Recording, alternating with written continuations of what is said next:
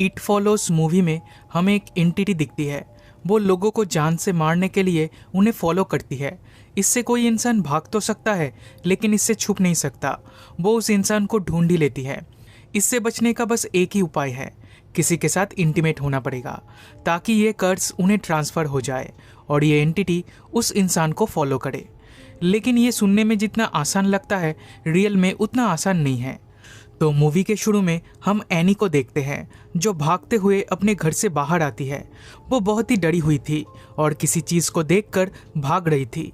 तब उसके डैड उधर आते हैं। वो उसे शांत करने की कोशिश करते हैं, पर वो घर से भाग जाती है। नेक्स्ट सीन में हम उसे बीच पर देखते हैं। वो अपने पेरेंट्स को कॉल करके कहती है, मैं आप दोनों से बहुत प्यार करती हूँ। आज तक मैंने जो भी गलती की है उसके लिए मुझे माफ़ कर देना। शायद ज़्यादा देर तक मैं ज़िंदा नहीं रहूँगी। फिर अगली सुबह बीच पे उसकी डेड बॉडी मिलती है। उसे बहुत ही बेरहमी से मारा गया था और उसे शायद उसी चीज़ ने मारा था जिससे वो भाग रही थी। इसके बाद हम जे को देख पाते हैं।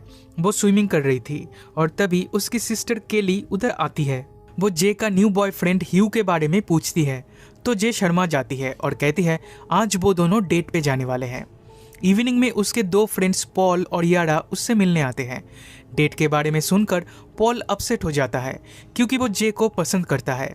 कुछ देर बाद जे उसके बॉयफ्रेंड ह्यू के साथ मूवी देखने जाती है। उधर ह्यू को येलो ड्रेस में एक लड़की दिखती है। वो जे से पूछता है, क्या तुम्हें वो लड़की दिख रही है? जे कहती है नहीं, उधर तो कोई भी नहीं है। ये सुनकर ह्यू बहुत ही डर जाता है और उसे लेकर बाहर चला आता है। वो दोनों एक रेस्टोरेंट में जाते हैं डिनर करने। तब हम देखते हैं एक आदमी ह्यू की तरफ आ रहा था। अगले दिन केली उससे उसके डेट के बारे में पूछती है। जे कहती है डेट कुछ खास नहीं थी, क्योंकि ह्यू कुछ अजीब सा बिहेव कर रहा था। उसी रात वो फिर से ह्यू से मिलने जाती है और ये दोनों ह्यू की कार में इंटीमेट होते हैं। लेकिन तभी ह्यू उसे बेहोश कर देता है। जब उसे होश आता है तब वो खुद को एक व्हील चेयर पे बंधा हुआ पाती है। उधर ह्यू भी था। वो कहता है मेरे पीछे एक एंटिटी पड़ी है जो मुझे मारना चाहती है। एक बारटेंडर के साथ मैंने वन नाइट स्टैंड किया था, तब से मेरे साथ ऐसा हो रहा है। इससे बचने का एक ही उपाय है, मुझे किसी के साथ इंटीमेट होना होगा। इसलिए मुझे तुम्हारे साथ इंटीमेट होना पड़ा। अब ये कर्स तुम्हें ट्रांसफ़र हो गई है। अब तुम भी इसे देख पाओगी और ये तुम्हें फॉलो करेगी। ये बहुत ही स्लोली तुम्हारे पास आएगी, लेकिन ये बहुत चालाक है। वो किसी भी रूप में तुम्हारे पास आ सकती है। अगर तुम पकड़ी गई तो वो तुम्हें मार देगी, देन फिर से मेरे पीछे पड़ जाएगी और फिर मुझे मार के उस बारटेंडर के पीछे पड़ जाएगी। इसलिए जितनी जल्दी हो सके किसी के साथ इंटीमेट होके इस कर्स को ट्रांसफ़र कर देना। इसी दौरान वो एंटिटी उधर पहुंच जाती है और उनकी तरफ बढ़ने लगती है। जे भी उसे देख सकती है। वो चिल्लाने लगती है। तब ह्यू उसे लेकर वहाँ से भाग जाता है और उसके घर के बाहर उसे ड्रॉप करके चला जाता है। जे के फ्रेंड्स आके उसे संभालते हैं। उधर पुलिस भी आती है, लेकिन वो ह्यू को ढूंढ नहीं पाते, क्योंकि ह्यू दूसरे टाउन से आया था। यहाँ उसे कोई नहीं पहचानता। इधर एक घर रेंट पे लेके वो रहता था। जे को ये कर्ज ट्रांसफ़र करके वो अपने घर लौट गया है। इसके कुछ दिनों बाद जे स्कूल जाती है, जहाँ एक ओल्ड लेडी हॉस्पिटल गाउन पहने उसकी तरफ आ रही थी। जे समझ जाती है ये वही एंटिटी है। वो क्लासरूम से भाग जाती है, लेकिन तब भी वो एंटिटी उसे फॉलो करती है। वो हमेशा धीरे धीरे चलते हुए आती है, इसलिए भागने में थोड़ी आसानी होती है।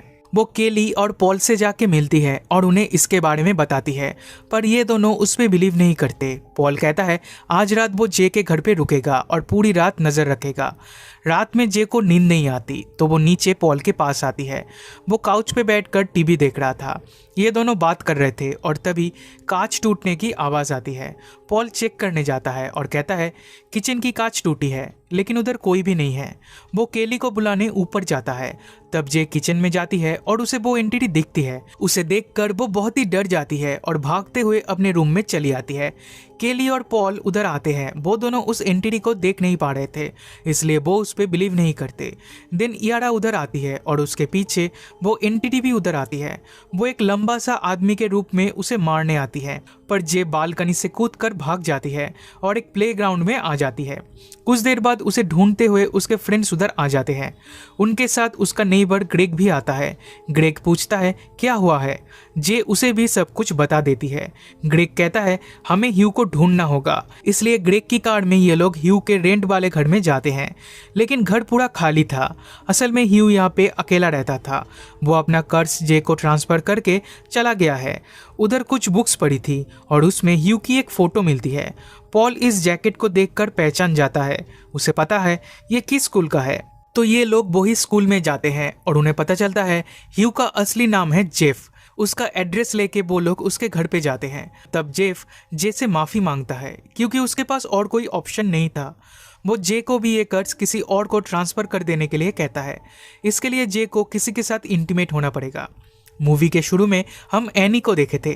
जेफ ने उसे ये कर्ज ट्रांसफ़र किया था, लेकिन उसकी डेथ के बाद वो एंटिटी फिर से जेफ के पीछे पड़ गई थी, इसलिए उसे जे को ये कर्ज ट्रांसफ़र करना पड़ा। अगर जे की भी डेथ हो जाती है तो वो फिर से जेफ के पीछे पड़ जाएगी। ऊपर से ये एंटिटी किसी भी रूप में आ सकती है, इसलिए हमेशा जे को अलर्ट रहना पड़ेगा और जितनी जल्दी हो सके इस कर्ज को ट्रांसफर कर देना होगा। अब जे को बचाने के लिए उसके फ्रेंड्स उसे लेकर ग्रेग के फार्म हाउस पे आ जाते हैं। उधर ये लोग बीच पे हैंग आउट कर रहे थे। तब यारा के रूप में वो एंटिटी आकर जे पे हमला करती है। पॉल उसे बचाने जाता है पर वो एंटिटी उसे भी चोट पहुंचाती है। देन सब लोग बोट हाउस के अंदर आ जाते हैं और जे उसे शूट करने लगती है, पर इससे उस एंटिटी को कुछ भी फर्क नहीं पड़ता। जे दरवाज़ा बंद कर देती है, पर वो एंटिटी पॉल के रूप में दरवाज़ा तोड़ के अंदर आता है। जे फौरन वहाँ से निकलकर ग्रेग की कार लेकर भागने लगती है। उसके फ्रेंड्स उसे रोकने की कोशिश करते हैं पर वो किसी की नहीं सुनती। बट अनफॉर्चुनेटली उसका एक्सीडेंट हो जाता है और वो बेहोश हो जाती है। जब उसे होश आता है तब वो खुद को हॉस्पिटल में पाती है। उधर भी वो डर रही थी कि कहीं वो एंटिटी ना आ जाए। ग्रेग कहता है वो जे के साथ इंटीमेट होना चाहता है ताकि ये कर्ज उसे ट्रांसफ़र हो जाए। जे भी मान जाती है और हॉस्पिटल में ही ये दोनों इंटीमेट होते हैं। कुछ दिन बीत जाते हैं पर जे को वो एंटिटी नहीं दिखती, लेकिन वो ग्रेग के लिए परेशान रहती है क्योंकि अब उसकी जान खतरे में है। उधर ग्रेग इस मैटर को कैजुअली लेता है। वो कहता है अभी तक उसे कोई भी एंटिटी नहीं दिखी, ये सब बस वहम है। जे की मेंटल कंडीशन शायद ठीक नहीं है। लेकिन उसी रात जे विंडो से ग्रेग को देखती है। वो समझ जाती है ये ग्रेग नहीं, असल में वो एंटिटी है। वो ग्रेग को कॉल करती है पर उसका फ़ोन बिजी था। जे भी भागते हुए उसके पीछे जाती है ग्रेग को बचाने के लिए। वो देखती है ये एंटिटी ग्रेग की मॉम के रूप में उसका डोर नॉक कर रही है। जे चिल्ला के कहती है ग्रेग प्लीज़ दरवाज़ा मत खोलना, तुम्हारी जान खतरे में है। पर ग्रेग को कुछ समझ में नहीं आता। वो दरवाज़ा खोल देता है और वो एंटिटी उसे मार देती है। देन वो एंटिटी फिर से जे के पीछे पड़ जाती है। अगले दिन पॉल उससे मिलने आता है। पॉल उसकी मदद करना चाहता है, इसलिए वो उसके साथ इंटीमेट होना चाहता है, लेकिन जे मना कर देती है क्योंकि वो एंटिटी पॉल को भी मार देगी। तब जे और उसके फ्रेंड्स मिलकर उस एंटिटी को ख़त्म करने का एक प्लान बनाते हैं। ये लोग एक स्विमिंग पूल में जाते हैं और पूल के पास इलेक्ट्रिक डिवाइस रख देते हैं। ये लोग उस एंटिटी को इलेक्ट्रिक शॉक देके मारना चाहते हैं और जे पूल में उतर के उसका वेट करने लगती है। कुछ देर बाद वो एंटिटी उधर आती है, लेकिन वो बहुत ही ज़्यादा स्मार्ट है। वो उनका प्लान समझ जाती है, इसलिए इलेक्ट्रिक डिवाइस को जे के ऊपर ही फेंकने लगती है। तब केली उसके ऊपर एक कपड़ा डाल देती है और पॉल उसे शूट कर देता है। तब वो पानी में गिर जाती है, लेकिन फिर भी जे को नहीं छोड़ती, उसका पैर पकड़ लेती है। तब पॉल उसके सर पे गोली मारता है और वो जे को छोड़ देती है। फिर चेक करने पर जे को उधर वो एंटिटी नहीं दिखती, बस खून दिखता है। उनका ये प्लान फेल हो चुका था, इसलिए ना चाहते हुए भी जे पॉल के साथ इंटीमेट होती है और वो एंटिटी पॉल के पीछे पड़ जाती है।